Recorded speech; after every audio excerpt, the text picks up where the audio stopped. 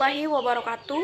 Perkenalkan, nama saya Nila Sari Devi dari jurusan Prodi D3 Kebidanan tingkat 2B. Sebelum kita masuk pada inti pembahasan, alangkah baiknya kita mengetahui apa itu konseling dan sebagainya. Baiklah, langsung saja. Konseling merupakan upaya membantu orang lain untuk mengenali dirinya, memahami masalahnya, menetapkan alternatif pemecahan masalahnya, dan mengambil keputusan untuk mengatasi masalahnya sesuai dengan keadaan dan kebutuhan dirinya yang disadari, bukan karena terpaksa atau terbujuk. Depkes 2007. Pernyataan juga sama dikemukakan oleh Wulandari 2009, yaitu konseling adalah proses pemberian informasi objektif dan lengkap dilakukan secara sistematik dengan panduan keterampilan komunikasi interpersonal, teknik bimbingan dan penguasaan pengetahuan klinik, bertujuan untuk membantu seseorang mengenali dirinya, kondisi dirinya saat ini, masalah yang dihadapinya, dan menentukan jalan keluar atau upaya untuk mengatasi masalah tersebut. Tahap-tahap dalam proses konseling. Yang pertama, tahap awal konseling, yaitu membangun hubungan konseling yang melibatkan klien, melakukan penafsiran dan penjajakan, dan mendiskusikan kontrak waktu. Tahap kedua konseling yaitu tahap inti, yaitu memberi tanggapan, kemudian memahami masalah diri, kemudian mengarahkan solusi dan menetapkan tujuan. Dan yang ketiga, tahap akhir konseling, yaitu memutuskan perubahan sikap dan perilaku, kemudian terjadinya transfer of learning pada diri klien, dan melaksanakan transfer perubahan perilaku. Fungsi konseling dalam asuhan kebidanan. Yang pertama, fungsi pencegahan.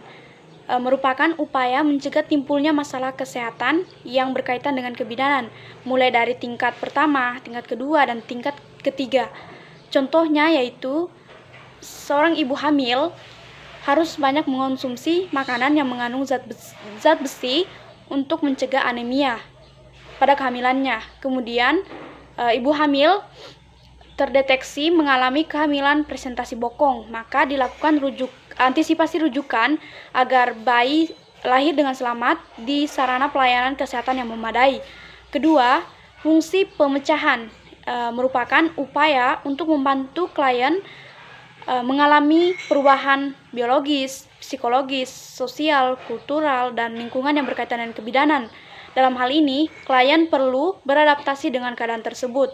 Contohnya, seorang ibu hamil beradaptasi dengan kehamilannya, dan ibu nifas beradaptasi dengan proses nifas dan menyusui. Yang ketiga, fungsi perbaikan dilaksanakan ketika terjadi penyimpangan perilaku klien atau pelayanan kesehatan, sehingga diperlukan upaya perbaikan dengan pelayanan konseling.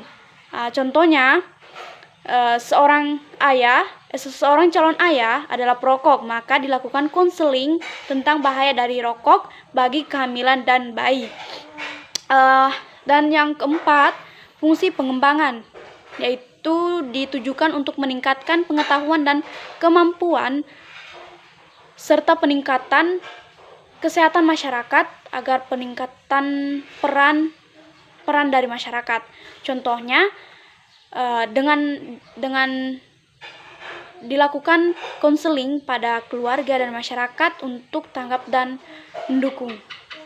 Teknik dalam konseling. Yang pertama, teknik authoritarian atau direktif, di mana proses wawancara konseling berpusat pada konselor, dan teknik edetik, yaitu konselor menggunakan cara yang menurutnya tepat dan baik dalam memberikan jalan keluar bagi masalah klien. Waalaikumsalam.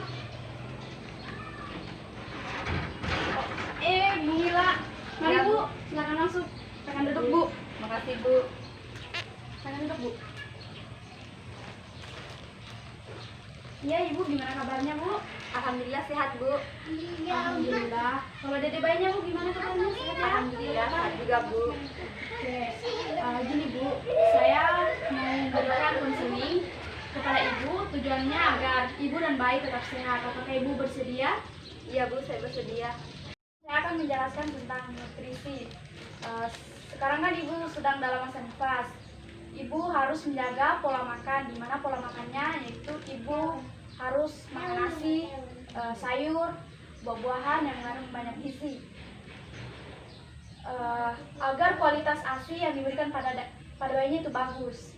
Dan pola makan seharusnya minimal 3 kali sehari.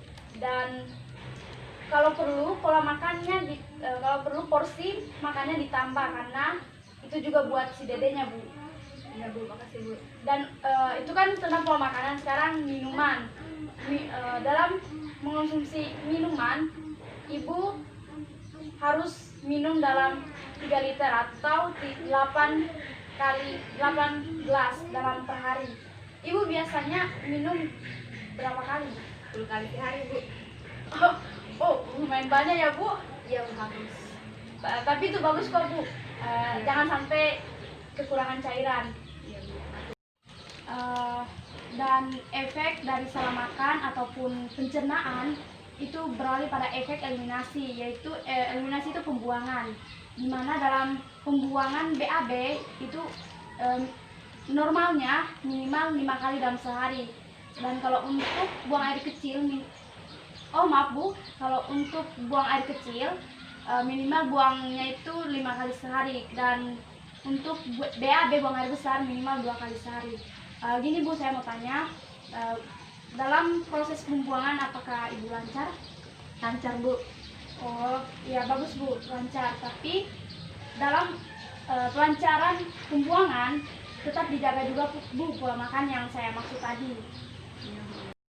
Jadi bu, aktivitas yang ibu lakukan sekarang ini apa bu? Seperti biasa bu, layaknya seperti orang ibu rumah tangga, menyapu, memasak, mencuci, itu aja bu. Oh, bagus itu bu. Jangan hanya berdiam diri dalam rumah saja, karena dengan banyak beraktivitas luka yang ada, jahitan yang ada pada tubuh ibu yang habis melahirkan perlahan sembuh bu. Dan beraktivitas pun jangan terlalu berat, karena dapat berakibat ibunya capek dan bayinya juga akan kena bu.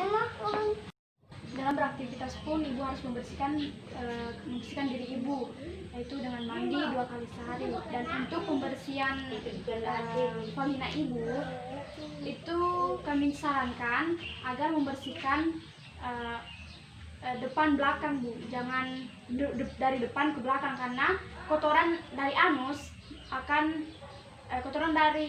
akan membawa ke vagina ibu, dan itu dapat menyebabkan penyakit bagi ibu. Dan untuk istirahat bu, ibu kan pasti capek. Ibu harus pintar-pintar cari waktu buat istirahat. Kalau bayinya sudah tidur, ibu luangkanlah untuk istirahat. Dan untuk siang hari, ibu tidur minimal 1-2 jam, dan untuk malam hari minimal 3-8 jam. Gini bu, saya mau tanya, apakah dalam menyusui ibu lancar nggak? Lancar bu. Oh iya. Bu, saya mau bertanya juga gini Ya. Sekarang kan saya sudah kerja di luar, terus saya jarang memberi ASI pada anak saya bu. Jadi saya mau tanyakan, apakah asupan ASI anak saya cukup? Oh, ibu sudah dapat kerjaan. Iya bu. Oh gini bu, sebelum ibu kerja, ibu harus menyiapkan ASI cadangan untuk bayinya, agar saat bayi lapar tinggal dikasih saja bu. Maksudnya gini, ada tempat-tempat yang sebagai wadah untuk menampung ASI. Sebelum ibu kerja, ibu memompa ASI di dalam wadah tersebut dan menyimpannya di udara yang yang tidak dingin. Boleh dimasukkan dalam kulkas, tapi hanya batas 2 sampai 3 hari saja, Bu.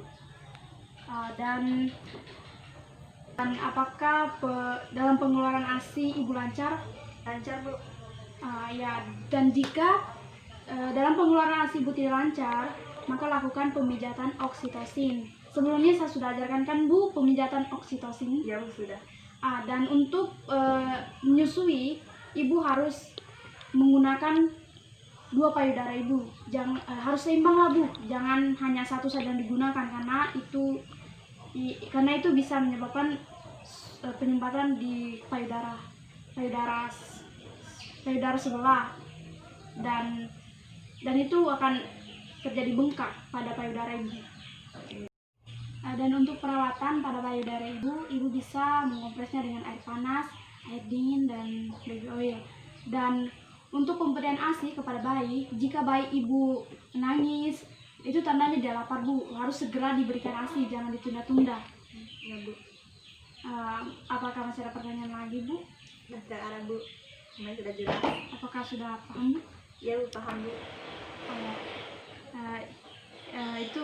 Itulah tadi konseling yang dapat saya berikan kepada Ibu. Semoga Ibu paham apa yang saya berikan. Ya, Bu, makasih, Bu. Ya. Oh iya, Bu, kalau gitu saya permisi dulu ya, Bu. Makasih. Iya, Bu. Hati-hati di jalan, Bu. Mari. Ya. Komunikasi pertama kali dilakukan konselor adalah membangun hubungan baik atau partnership dengan ibu, pasangan, dan keluarganya. Hubungan baik ini akan memberikan dasar yang mampu mendorong pasien untuk secara aktif berpartisipasi dalam proses konseling.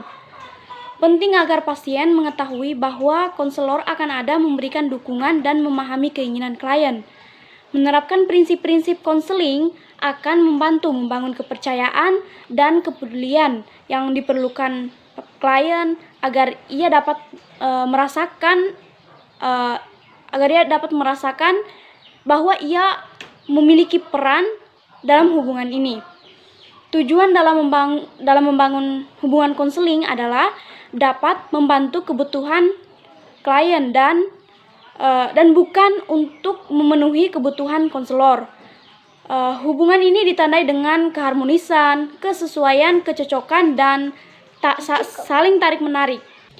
Konselor dapat memulai membina hubungan baik dengan mengidentifikasi kesamaan antara konselor dan klien, seperti dari segi usia, varietas, hingga hal-hal yang disukai dan tidak disukai.